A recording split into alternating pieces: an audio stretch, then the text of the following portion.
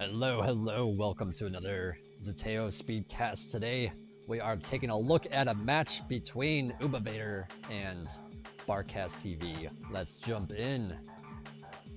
Game started. Alright, so at the top here, we got Barcast TV spawned as our red Armada guy.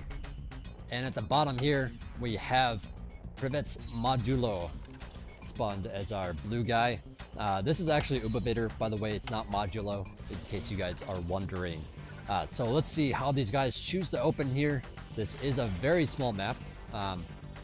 Just for reference, this is a 12 by 14, which I suppose makes it more of a, like, in line with other maps. But at the same time, there's a lot of mexes that are spread out, and so it can be a little bit more challenging to hold on to some of your mexes, especially early on when there's a lot of raiding going on.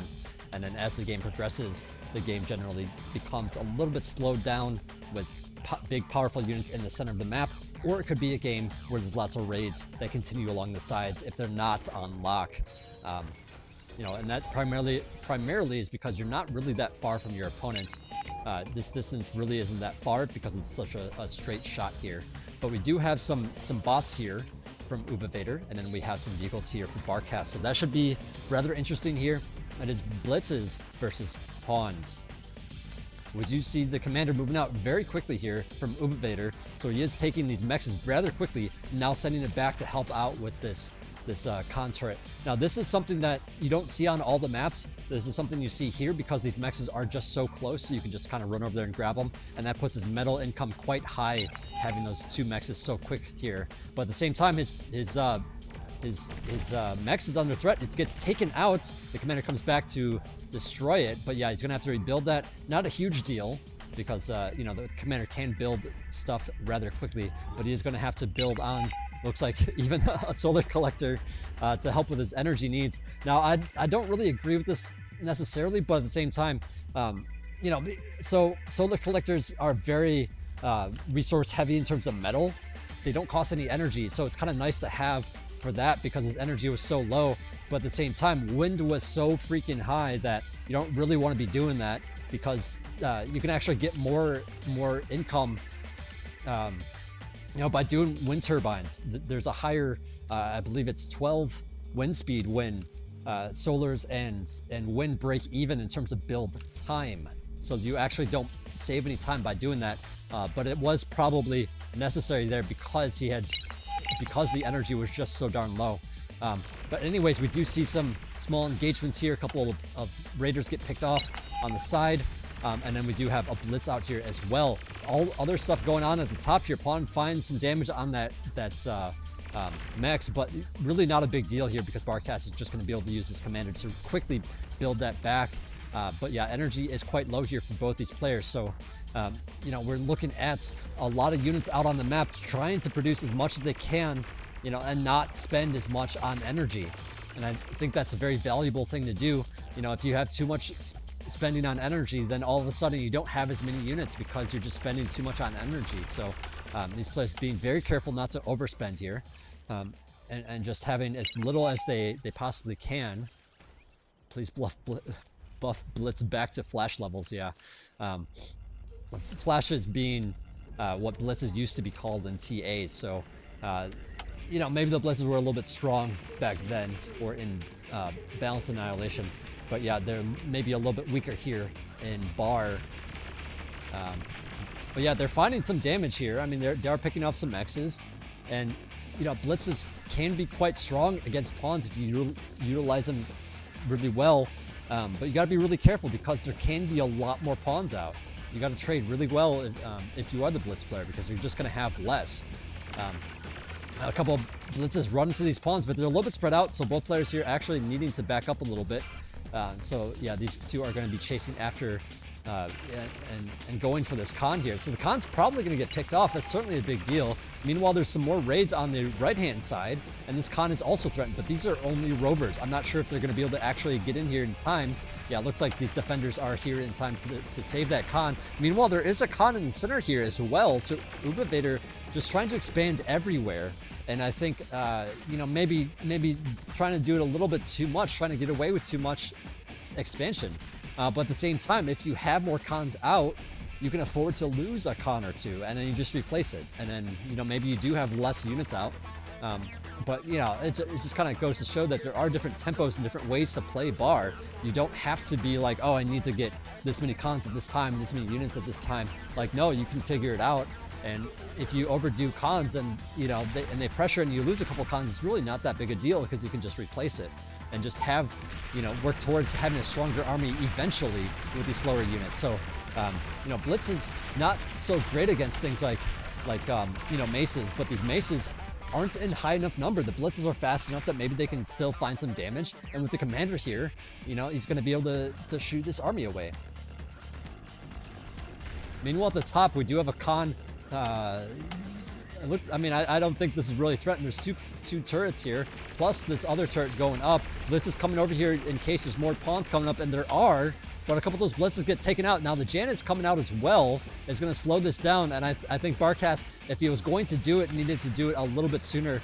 So instead, just going to back out. Maybe he's going to find this. Yeah, he's going to find.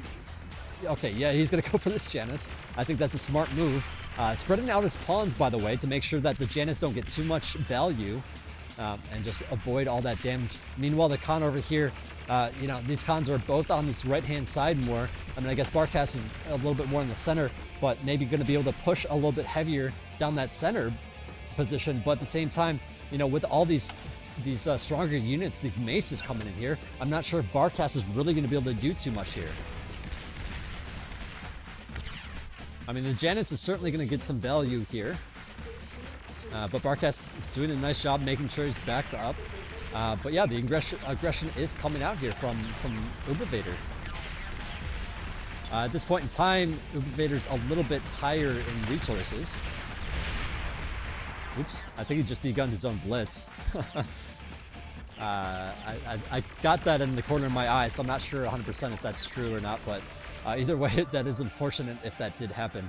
But yeah, these pawns trying to find some damage here at the top, but Barcast doing a nice job with defense here. And now this con coming over here to reclaim some of this metal as both these players, you know, gain a foothold in the center here. We do have some Centurions out, and that's going to help out just like kind of zone the area a little bit. You mix that in with a couple of maces, and it becomes a little bit harder to push that location. You know, Centurions have a lot of health, and so they can kind of tank the damage while the maces deal it. Now, maces are quite tanky as well, so that's something to consider. And they do outrange things like Janus. So, you know, this Janus actually finding some damage still. The maces are maybe a little bit too slow to, you know, challenge that too much. Barcast doing a nice job just making sure he's outside you know, not in the range too long, and utilizing the full damage of the Janus. A couple of Resbots here, maybe going a little bit too far into enemy territory, just kind of getting picked off here. But meanwhile, there are plenty of pawns out here as well as maces, so I think this is going to be, well, I guess more of a stalemate since there is a lot of blitzes and things out here as well. So Barcast trying to find some damage on the edges of this army, just trying to find like little bits of units that strayed a little bit too far away. Let's see, do we have any transitions? Not yet, it looks like. Actually, we do have an air transition from Ubivator here. So we got bots and air coming out here. So part of his metal's going towards that, but with that, it's definitely a very energy-intensive kind of composition if you go air and bots. So I think he's got to be careful with his energy income, but looks like he's doing quite well with it so far. Wind being, you know, quite nice on this map allows you to do things like that. And, you know, he does have a lot of wind out here. So, let's see, plenty of converters as well. Looks like up to 8. Meanwhile, Barcast, no converters quite yet, but plenty of energy storages. This may be a little bit too much in terms of the wind economy here. So he's actually maybe overspending a little bit. But at the same time, you know, doing things to make sure that he's safe, getting up an air lab for himself, having some anti-air, and now these he's having a brain fart, having a brain moment. But yeah, these Banshees for Ubivator coming here, trying to destroy some of these mexes on the sides. So far not doing a whole lot, but maybe going to be able to at least pick off that one. But taking a lot of damage from those lasers as well. But yeah, with this mech's gone, Let's see. Yeah, both these mechs is gone as well. I mean, sure, he's not getting the constructor, so that it's going to be rebuilt pretty quickly here, but it is time that he's getting more value out of, you know, out of the metal that he's extracted, because, you know, those are taken out. His Mace is doing a nice job threatening this army, but I think he's got to be really careful with Janus. Janus finds some really nice shots here. Am I mistaken that they don't have more range? 380. Oh, it's the same range. They both have 380, so actually the Maces don't have more range on the Janus. My apologies, I must have you know, misremembered that fact there. But either way, the Janus doing a nice job just keeping those Maces back from Barcast. So I do wonder if there's going to be, yeah, C2 transition. The C2 transition is kind of a good idea right now because the armies are so slow from your opponent.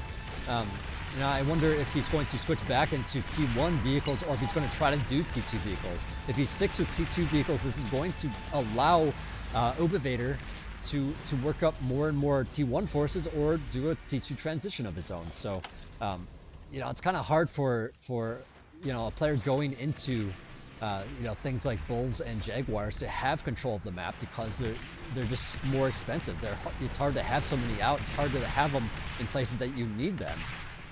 But once they are in those positions, it's nice to have them, you know, because they are so much tankier and deal so much more damage and have more AoE and whatnot. So, yeah, we'll just have to wait and see how this plays out exactly. Barcast now sending some Jaguars forward, run into a lot of pawns though. I mean, yeah, Jaguars are good against pawns, but at the same time, when you get that close to them, they're not really utilizing, they're not really being utilized to the fullest degree. Meanwhile, in the center here, Barcast getting pushed back by all these Maces, you know, and that kind of just goes back to the fact that he went for T2 so much quicker. We still don't have a T2 here for Ubivator, but he's going into bombers, so you know, that also is a thing that you can do against a fast T2 transition. You can threaten with you know, things like bombers, and you know, since your opponent went T2, it's likely that they don't have as much spending on anti-air and that they don't have as much you know, capability to deal with it as easily. So you know, we'll just have to kind of wait and see. We do still see Jaguars being pumped out. They do have anti-airs, so maybe they can be in positions to defend, but you know, looking at the base of Barcast, he doesn't really have a lot at his base. But at the same time, Ubivator not sending all of his bombers at once, just kind of doing one at a time, and it's going to allow the anti-air of Barcast to actually do some nice damage over time to these bombers. Bombing is somewhat successful. He takes out the converters, takes out maybe some wind, but yeah, the wind is pretty well spread, so it's not like a ton of damage. I think Ubivator, or I'm sorry, I think Barcast is going to be in a reasonable spot despite that. And yeah, I'm curious, like, if he maybe went into a little bit more air, you know, worked up maybe like 5-10 bombers, you know, he could possibly continuously do some massive damage, and then once there's too much anti-air at the base, you can go up to the peripheral bases and start destroying nexus and things. At least that's my take on it. You know, I guess his choice here is to go faster into T2 himself and not get too behind on the ground army. Which is, you know, it's fine too. You want to be careful that Barcast doesn't just get a lead in terms of ground army value.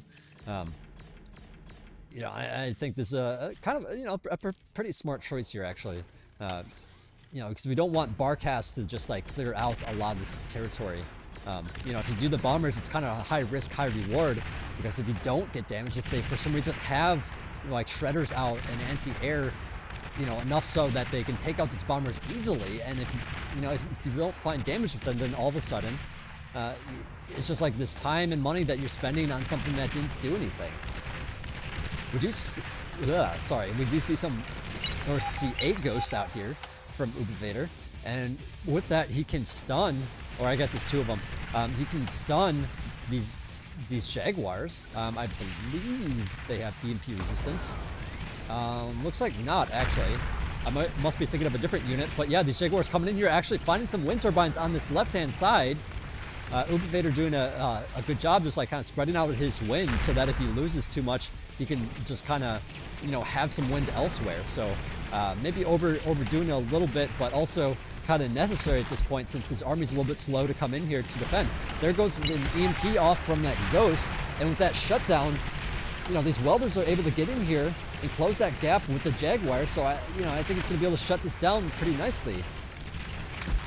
So yeah, interesting combination of units coming out here from Ubivator, having those welders as well as ghosts, as well as hounds, as well as rolling bombs. So, you know, just trying to find damage wherever you can. Even getting some snipers here.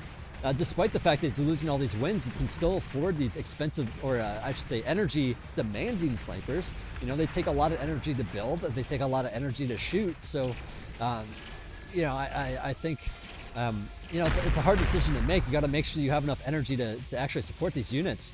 But at the same time, they're such a powerful unit that they can kind of hard shut down some of these pushes with bulls and jaguars and things if Barcast doesn't have enough units coming out at the same time to like support it, absorb those sniper shots. Barcast even doing some more damage here at the bottom, taking out even more wind turbines. So I don't know. Despite that, you know, Ubivator's still in a good spot. He has the advanced geo on the hill, so I suppose these wind turbines, you know, aren't terribly necessary. You still have a lot more wind turbines here, and you can still support things like snipers. So I guess it's totally fine, you know.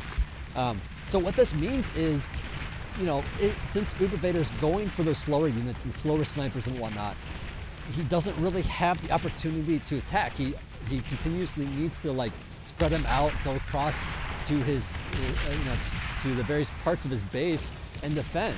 So it allows Barcast to kind of just do what he wants in his base while laying down some pressure with his units.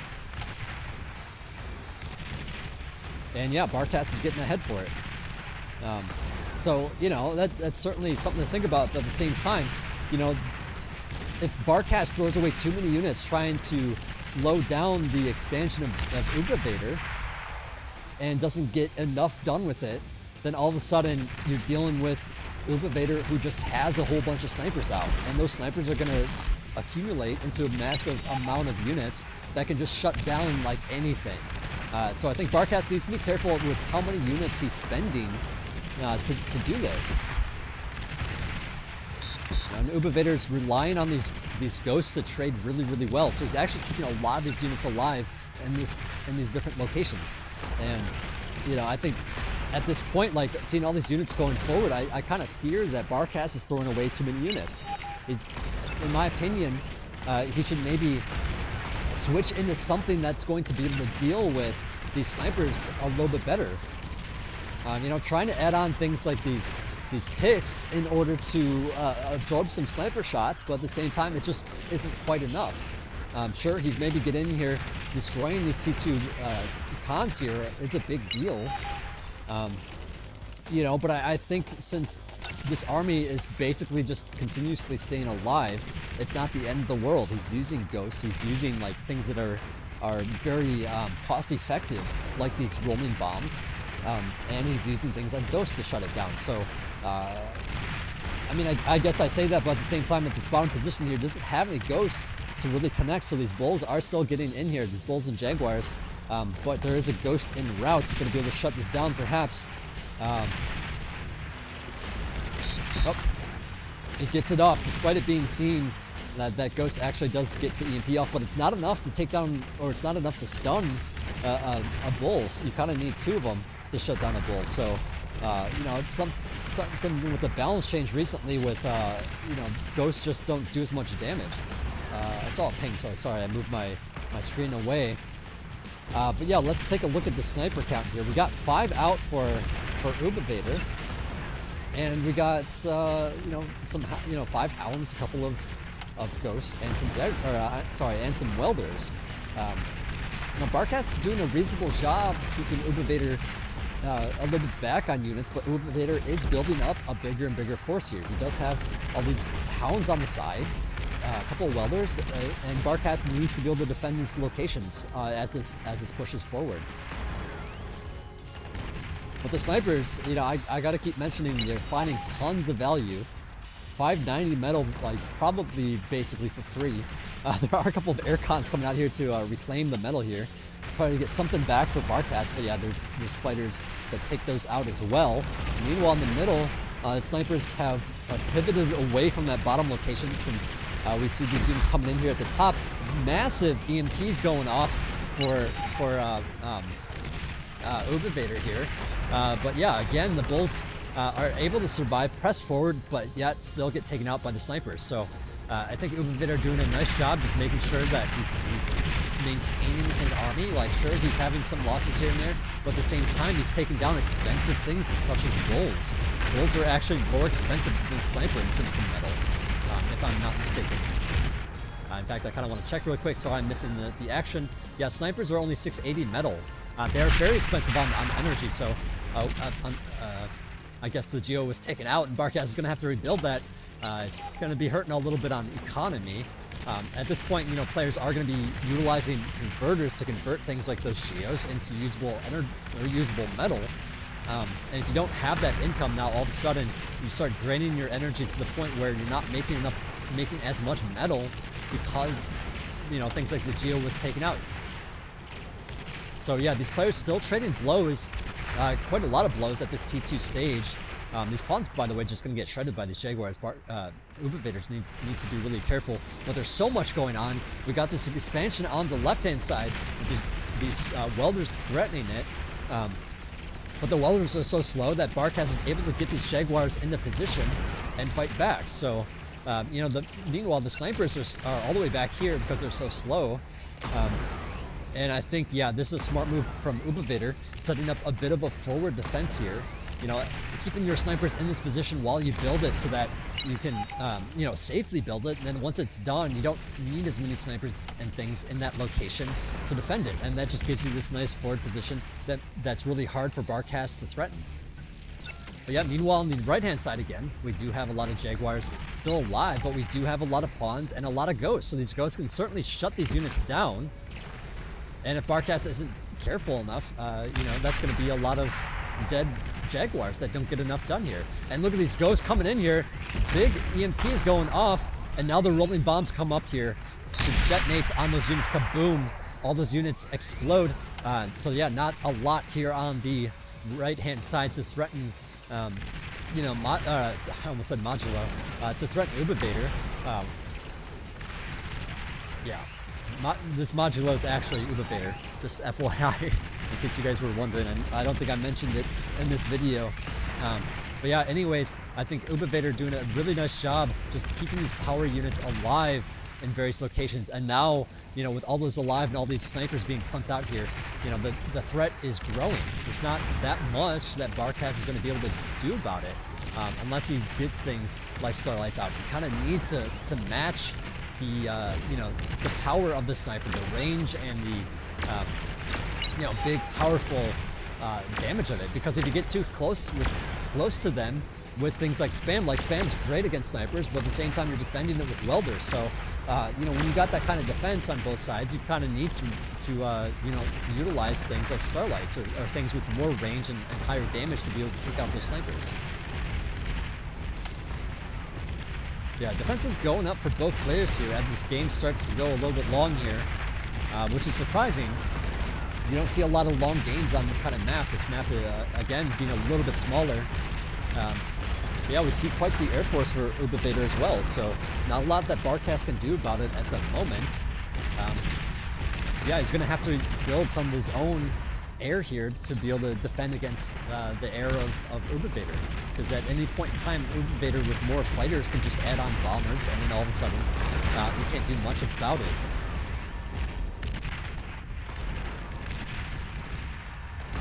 But yeah, lots of fast units coming in here, trying to raid, trying to, you know, find something to do, but more EMPs go off, and all these pawns that should you know, be taken out pretty easily by this force are now able to clean it up because they're so EMP.